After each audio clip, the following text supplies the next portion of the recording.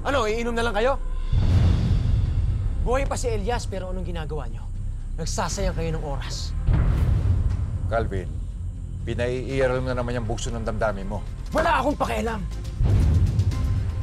Hanggang alam kong buhay si Elias, hindi ako titigil. Nang dahil sa hayop na yun, bumagsak ang Golden Scorpion. Baka mamaya, dahil sa kapabayaan nyo, lahat tayo babagsak na rin. Ano? Tutuluyan ka niya. Nakalimutan mo, muntik-muntik ka nga na kay Elias. Kung hindi ka lang dinampot sa talon, kaya utang na loob mo ang buhay mo kay Rebecca. Wala akong pakialam kay Rebecca. Nabayaran ko na ang dapat kong bayaran sa kanya. Huwag mong malitin si Rebecca. Baka hindi mo alam ang kakayahan ng tao. At ang katapatan niya sa akin, tinutulungan tayong lahat ng tao. Pati na sa operasyon sa droga. Wala akong bilib sa babae na yun. Babae lang siya. Ay, hindi. Babae mo lang siya! Rob! Sige! Sige, magpatayan kayong dalawa para mapunta sa wala ang lahat ng pinaghirapan nyo. Nating lahat.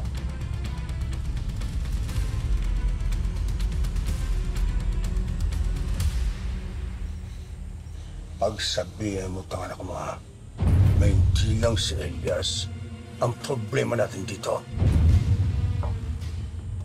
Magbuhat mong nawala o bumaksak ang Golden Scorpion. Marami naging interesado sa operasyon ng droga. Kailangan kumilos na tayo. Si Elias ang kalaban natin. Ano, hahayaan na lang natin siya? Tama na, Calvin. Oo, si Elias ang tinik sa ating lahat. Pero may punto si Sen. Kailangan natin proteksyonan ang punot dulo ng operasyon ng droga ng Golden Scorpion. Bilyones ang pinag-uusapan dito na pwedeng mawala sa isang iglap. E di ngayon pa lang, nipuli na natin ang peste na umaaligid sa puno. Ang mga sungot at ang mga damong ligaw. Tayo lang dapat. Umpisahan mo na, Sen, ang pagpatay sa mga damo at peste. Eh, paano nga si Elias?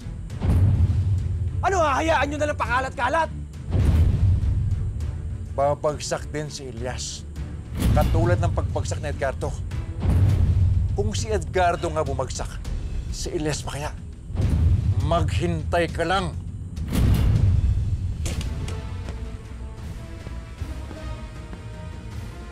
Senador! Alam kong ginawa mong pag-traitor sa Golden Scorpion.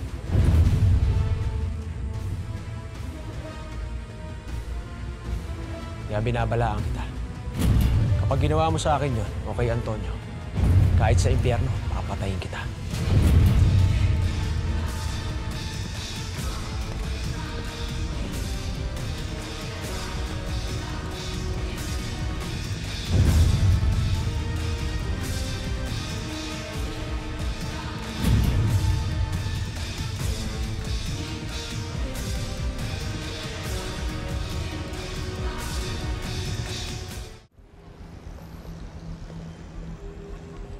Senador ako eh. Hindi ata tinuruan ni Antonio ng respeto ang anak niya. Napakayabang. Ibale, may oras ka rin, Calvin.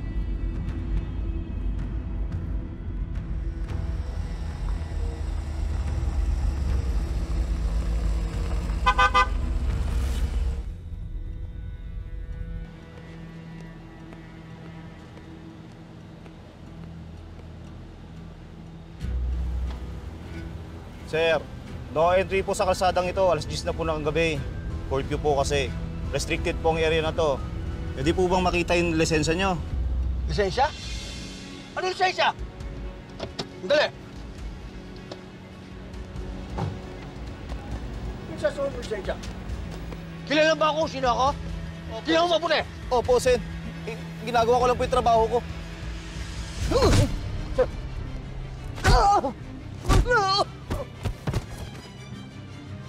Sa ginawa mong ito, matatanggal ka sa trabaho! Bawa po kayo, may mga anak po ako. Hindi na po maulit. Walang makakalam nito, ha? At huwag na huwag kang magsasalita. Opo. Kapag nagsalita ka, papatayin kita. Tingnan mo. Opo. Come on! Tara.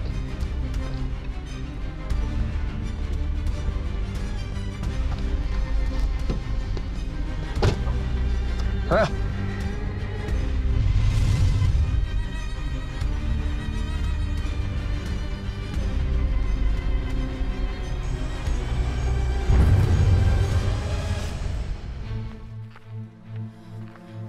Saan ka na ba yung bata ka? Elias! Elias! Elias! Buti dumating ka. Napanood namin. Ano ba talaga nangyari? Nay, hanggang ngayon inaalam pa rin ho namin kung sino yung mga taong bumaril sa amin. Baka mamingig kalaban yung doktor na kasama ninyo. Baka nadamay ka lang.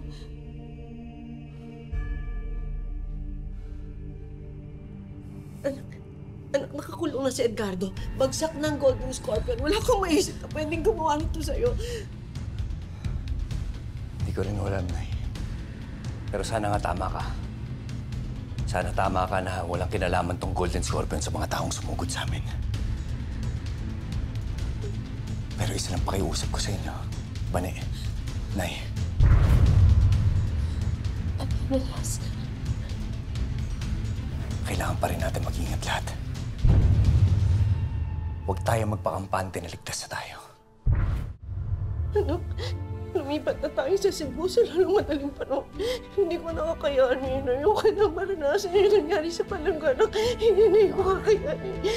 Ayoko na.